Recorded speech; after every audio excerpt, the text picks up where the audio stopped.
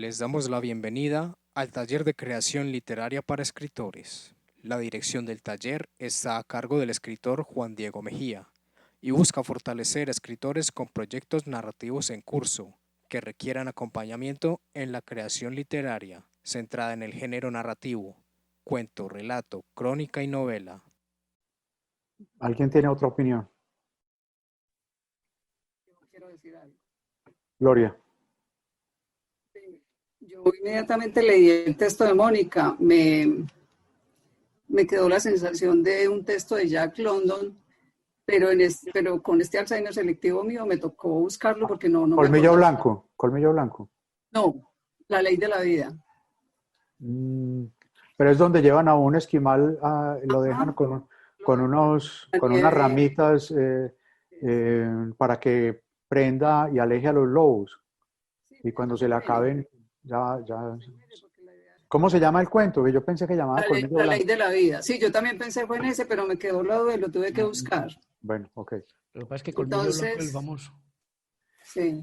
Sí, Entonces, ese fue la como llamada de la mi- selva es más famosa, la llamada de la selva de Londres. Pero dale, Gloria.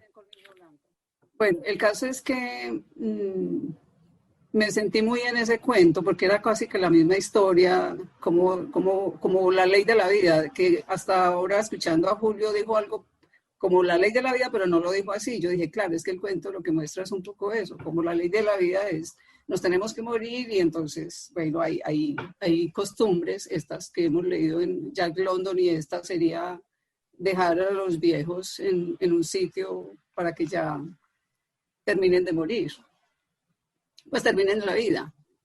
Eso por un lado, pero como yo conozco a Mónica, yo sabía que había como más cosas y pues lo tengo que hablar con ella, pero no, lo que yo veo en ese cuento también me llamaba mucho la atención, era el asunto del doble, el doble en la literatura. Me tocó buscar pues, porque además leyendo sobre el doble, una cosa que me sonaba mucho era el canto de las sirenas, porque se repite, pero en ella lo siente como que el canto de la sirena la tranquiliza, pues tranquilizan a Arquelox.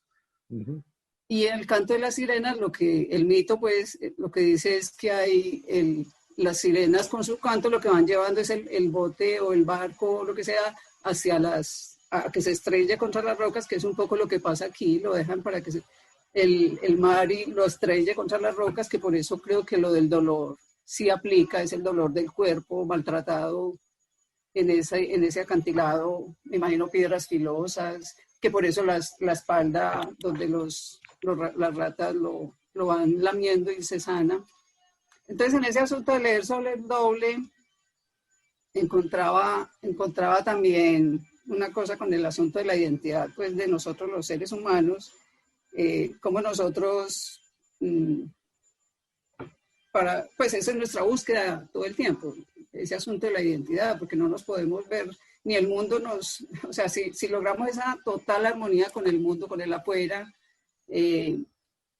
que creo que es lo que pasa pues desde el mito, que uno hasta escucha historias que la gente está muriendo y que parece que retrocedió toda la vida. Es un asunto hasta extraño porque pareciera que eso pasa, pero también aquí en Arquelos yo lo veo, es como la total identidad es cuando uno logra conectarse y sentirse naturaleza, y es lo que él como que siente cuando ve a ese joven es él que se va, que aparece y lo revitaliza, pero es porque está devolviendo el cassette, como dirían por ahí.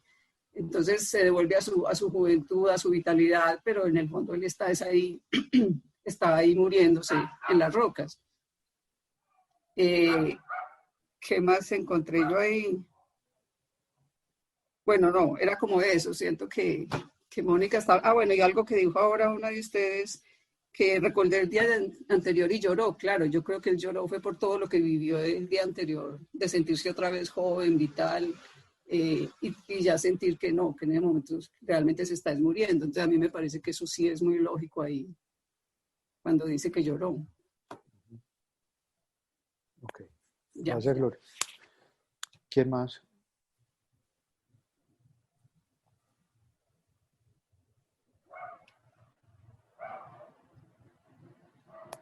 A mí también me gustó bastante el cuento. Ah, bueno, y Siento una que, cosita, perdóname, sí, Juan Diego, una cosita que de pronto me dejó dudas es cuando dice que recordó su infancia, cuando la mamá lo amamantaba, porque es un poco difícil, a no ser que los indígenas amamanten hasta más grandecitos, porque uno puede que recuerde por hasta, hay una amiga mía que recuerda como hasta los 3 y yo, pues, pero creo que ahí podría, queda un poco, me sonó un poco, pues, como que no. ujú. Pero precisamente de eso quería hablar, y es que creo que el cuento hay que leerlo como en una clave del mito y de la fantasía y de la imaginación. Yo creo que cosas que se relatan ahí no necesariamente hay que leerlas como que estuvieran ocurriendo, sino que son cosas que se dan en la mente de este hombre que está muriendo, o que sabe que va a morir, o que debe morir realmente. Porque es que también debe ser muy dramático. Yo me acuerdo de una película que yo vi hace mucho tiempo, en que un jefe indio, pues, de los Estados Unidos, dice que ya, pues, que le preguntan, ¿qué hubo? ¿Qué es lo que te pasa? Y no, yo ya me voy a morir. Entonces dice, ¿cómo así? Sí, sí, ya. Entonces lo llevan al sitio donde se mueren los jefes. Y él se va allá y unos que lo llevaron se quedaron como mirando detrás de unos árboles a ver cuándo se moría. Y el tipo se acuesta a morirse y nada, pasa el tiempo y no se muere. Y el tipo es como todo inquieto, pues entonces, ¿qué hay que hacer pues para morirse? Y eso pues era una cosa muy, muy simpática, porque uno no se muere cuando quiera, pero en el mito ocurre eso, ¿cierto? Que la comunidad dice, ya usted ya se va a morir, ya usted no está aquí con nosotros, entonces se va para donde se supone que va a morir.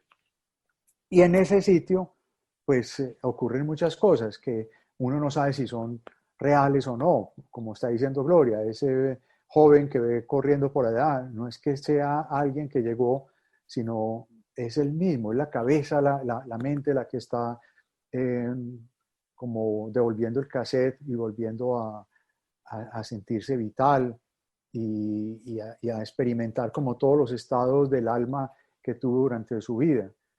Por eso es que el cuento me gusta, porque está manejado así.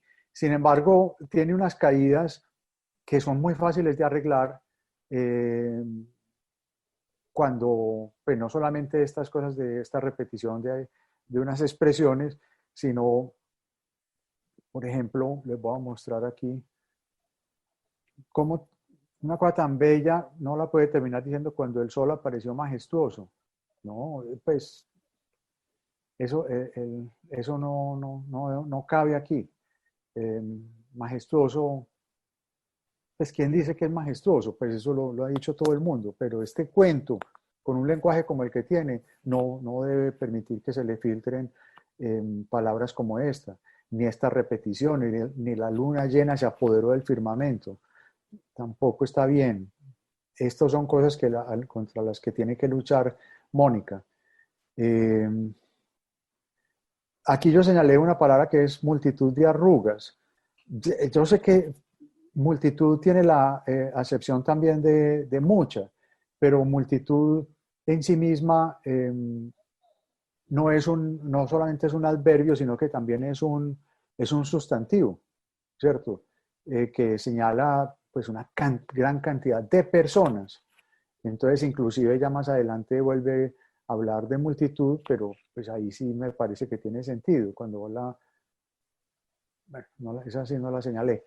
Pero en general siento que el cuento tiene una hermosa propuesta que yo siempre he pensado que Mónica es de las personas que, pues calladita, calladita, ahí está mostrándonos cada vez cosas de mucha imaginación. Y yo me acuerdo la primera que mostró, yo pues, le dije que me parecía que eran personajes muy demasiado literarios, que deberían tener más vida. Pero era muy difícil analizar ese cuento porque estaba casi perfectamente escrito. pero ya digamos el contenido, los personajes, todo eso, me parecía que obedecían como algo no me dejaba contento. En cambio, esto ya me reconcilia, me muestra un universo, me muestra una propuesta de cosmogonía, de una cosmovisión eh, que es atractiva y que por tanto la forma como lo narra permite que uno crea todo lo que está pasando ahí, a pesar de que nadie sabe si eso es verdad o no. Mateo está hablando del incidente del puente de Ambrose Bierce. Yo me acuerdo de eso, eso lo narra mucho. ¿Querés contarlo, Mateo? Que Cortázar habla mucho de esa historia, que es como un ejemplo de cómo el tiempo se detiene. Contanos un poquitico como tu Sí, visión no, de no ese. sé qué era lo que decía Cortázar, pero ese ejemplo, ese cuento es ejemplificante cuando uno quiere como volver al pasado sin dejar el presente, digamos, y que es algo de lo que la compañera nos propone aquí con ese estado que nos presenta el personaje, pues que está maltrecho, luego tiene como un revivir, por así decirlo, y pasa un último día extraordinario, pero en realidad no se sabe si eso es una alucinación, si nunca ocurrió, si él estaba delirando, si estaba soñando, porque después vuelve y nos lo presenta en su estado eh, de sufrimiento, pues de agonía casi, ¿cierto? Por eso yo le sugería ese cuento que tiene como una estructura parecida y que le puede ayudar quizás a abrochar mejor el final. Por lo demás, creo que es un excelente texto. De acuerdo. Sí, Pero sabes qué, Mateo, yo no sé, a mí cuando ahorita hablaba lo del asunto del doble, leyendo a un comentario de Jung, él decía como eso que les decía ahora de la conexión con el cosmos, con la naturaleza, y yo siento que es un cuento redondo porque empieza hablando de aquí te dejamos viejo pues para que ya te encuentres con los espíritus, y el final es como si esa conexión fuera tal que miren cómo termina con esa frase del sol. El sol lo absorbe, o sea, es como ya vuelve a ser naturaleza, que es lo que somos todos, pues. O sea, nosotros los seres humanos somos muy antropocéntricos y creemos que es que no somos naturaleza y todo el tiempo estamos siendo desnaturaleza. Por eso siento que el cuento sí, lo que pasa es que Mónica es un poco, pues a mí me parece que es una tesa, pero entonces yo no sé. Yo No estoy de sé, acuerdo con pues, vos. para mi gusto sí es un cuento redondo, pero no sé. Yo estoy de acuerdo con vos. Yo creo que el final que plantea es el final que debe tener en cuenta. Donde creo que cojea un poco es en las transiciones de esos tres estados. Digamos, podemos definir la estructura como mal, bien, mal. Es decir, él está agonizando, después tiene como un revivir y después vuelve y agoniza.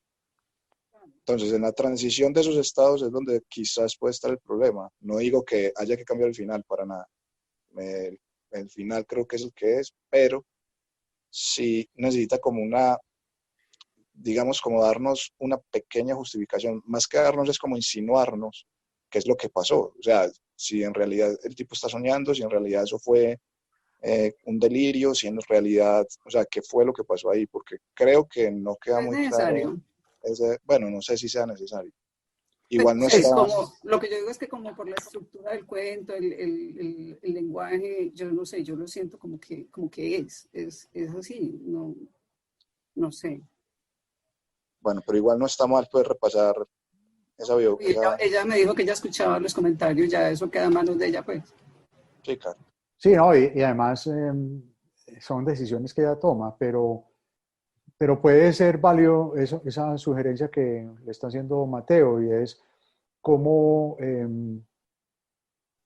lo mismo, cómo trenzar esos tres estados de los que realmente el estado real es que se está muriendo, pero cómo como en el cuento del puente del búho, que ese cuento, recuérdenlo, van a colgar soldado. A un soldado enemigo, lo van a colgar de un puente, lo van a ahorcar. Y él le ponen la cuerda y lo van a colgar. Y él está mirando las aguas del río. Y él siente que lo único que quisiera es volver a donde su familia a despedirse. Y de pronto la cuerda se rompe y el tipo cae al río. Y se vuela y camina y llega a su casa. Y finalmente, cuando al final el autor dice, y en ese momento creo que lo empujan y empieza a bambolearse en el puente. O sea, todo estaba en la imaginación y el tiempo se había detenido para que él fuera a su casa y se olvidara y se despidiera de su familia. Bueno. Hay otro cuento parecido que es un escritor que creo que encarcelan, lo van a matar, está escribiendo algo, no sabe cómo desarrollar el cuento, un Claro. conflicto, algo que le falta a ese cuento. Una obra de teatro, ¿cierto? Sí, creo que es una obra de teatro Sí. y desea que le den como todo el tiempo del mundo para terminarlo, si no recuerdo mal. Y cuando están a punto de fusilarlo, se detienen, se detiene como el fuego y tiene todo el tiempo para terminarlo. Y cuando lo termina, vuelve y retoma el tiempo y pues ya así lo O sea, muere inclusive él fusilado. está fumando, le dan una fumada Sí, y el aire y el humo se congela, ¿cierto? sí, pero Borges dijo, no recuerdo cuál es el nombre. creo que se llama El último ajedrez o algo así. Borges dijo que ese cuento era un homenaje a Ambrose Bierce. Sí, exactamente. Sí. Yeah. Muy bien. Bueno, pues yo creo que Mónica debe estar satisfecha porque se ve el carácter pues, de narradora y la capacidad para crear esos universos, esos mundos. Me parece muy chévere. Creo que hay que ponerle cuidados y algunas cositas que el cuento tiene todavía que pegarle una limpiada y mirar las repeticiones, las palabras que de pronto parecen lugares comunes, que afean esa belleza de universo que crea, en fin. Pero en general yo pienso que es una muy, muy interesante propuesta. Bueno, pues se nos acabó el material, no hay problema, pues veámonos la próxima semana. Pero la próxima semana, recuerden, tenemos el viernes a las 11 de la mañana, ojalá pudieran estar, el libro vamos a hablar con Ricardo Silva. Él es pues, muy divertido, súper amable, él sabe, pues le he hablado del taller y viene muy contento de que podamos hablar con él. Y el sábado tenemos sesión, el 24. Carlos Borja, que había quedado de estar en esta sesión, me dijo que para la próxima con toda seguridad iba a estar.